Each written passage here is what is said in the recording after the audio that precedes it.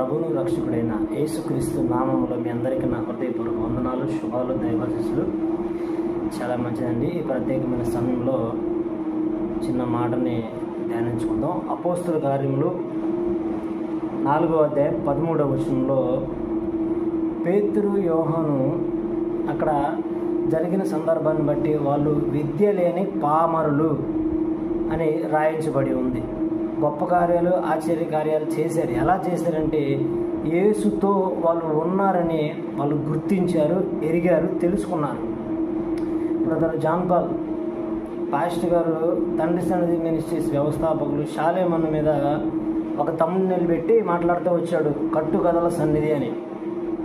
అన్న కట్టుకథలు చెప్తాడు, బుర్ర కథలు చెప్తాడు, వాక్యానుసారంగా మాట్లాడు, అసలు వాక్యమే చెప్పడని అన్నకి ఇష్టం వచ్చినట్టు మాట్లాడుతున్నాడు.